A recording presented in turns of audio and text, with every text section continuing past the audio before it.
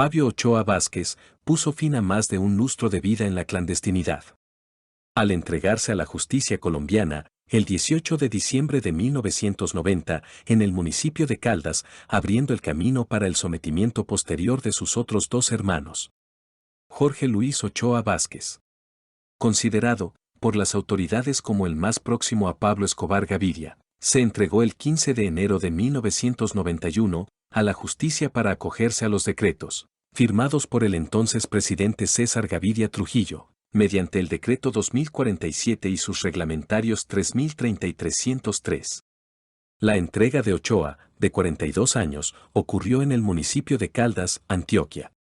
Al igual que Fabito, Jorge Luis se presentó en el atrio de la iglesia, donde lo aguardaban el director nacional de instrucción, Carlos Eduardo Mejía, y el procurador regional de Antioquia.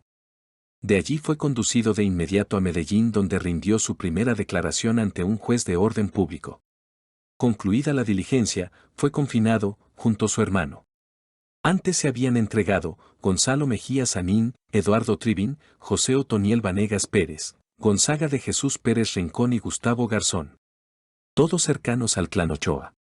En aquel momento se decía que tras la entrega de Jorge Luis Ochoa, se abría el camino para que otros grandes varones se sometieran a la jurisdicción colombiana, provocando una catarata de entregas, según el abogado Santiago Uribe Ortiz.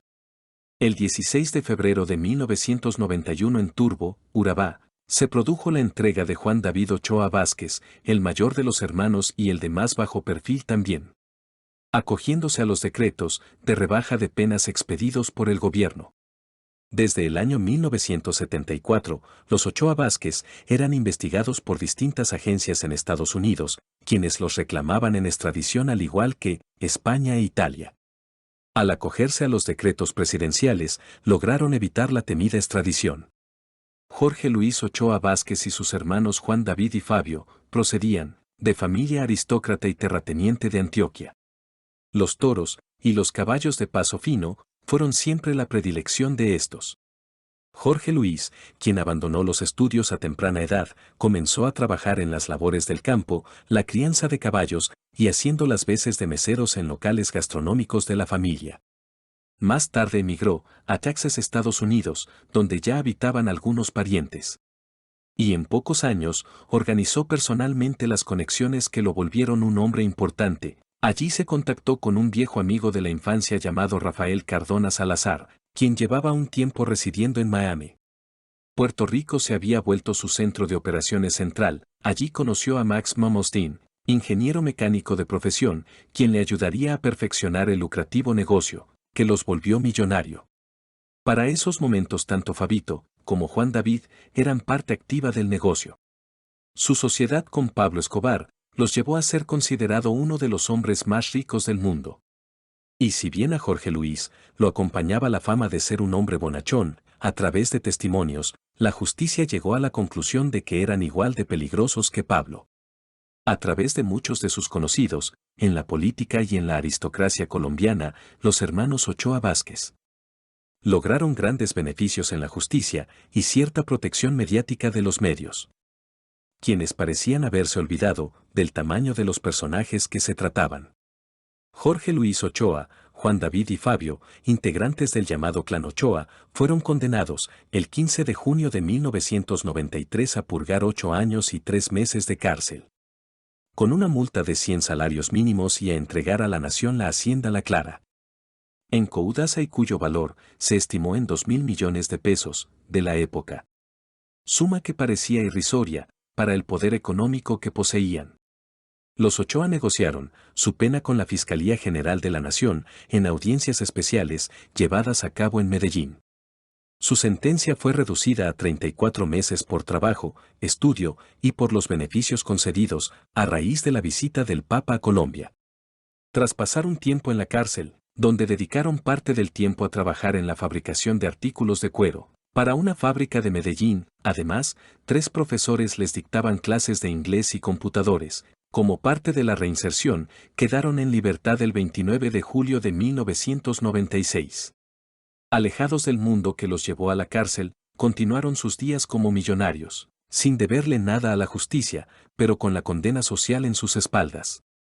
Sus vidas se centraron en la producción agropecuaria, donde tenían grandes inversiones en varios departamentos de la región. Se movilizaban en vehículos blindados por temor a represalias. Los Ochoa parecían haber quedado en el olvido hasta que la Operación Milenio, en octubre del año 1999, puso en jaque nuevamente a la familia. Fabito, el menor de los Ochoa, fue capturado y posteriormente extraditado al país del norte, donde cumple una condena de 30 años. Jorge Luis y Juan David hicieron numerosas declaraciones aduciendo la inocencia de Fabito, presentando pruebas que según ellos demostraban que todos sus ingresos procedían de su trabajo. El 18 de febrero del año 2002 falleció su padre, don Fabio. Estos declararon que la situación de su hermano se cobró la vida a su padre, a quien se le deterioró mucho la salud. Tras dichos episodios, retomaron sus actividades como exitosos empresarios. El 25 de julio del año 2013 falleció por problemas de salud Juan David, el mayor de los Ochoa. Hace poco tiempo, algunas noticias sobre Jorge Luis Ochoa se hicieron eco en algunos medios. Antioquia, donde llega una denuncia según la cual el Instituto para el Desarrollo de Antioquia, IDEA, habría vendido unas acciones que tenía en el Fondo Ganadero de Antioquia, en Foganza, y que se las habría vendido a Jorge Luis Ochoa Vázquez. Así fue como llegó la denuncia. Sin embargo, queremos precisar los términos de esa información que ha llegado y nadie mejor para aclararnos esta situación que el gerente del IDEA, el doctor Álvaro Vázquez Osorio, a quien saludo a esta hora. Doctor Osorio, buenos días. Buenos días, también un saludo muy cordial. Doctor Álvaro Vázquez, ¿hay acciones del Fondo Ganadero de Antioquia que terminaron en manos de Jorge Luis Ochoa Vázquez? Sí, señor, pero nunca las del IDEA, que no ha vendido una sola acción. El señor Jorge Luis Ochoa, lo supe recientemente, es accionista del Fondo Ganadero desde hace más de 15 años.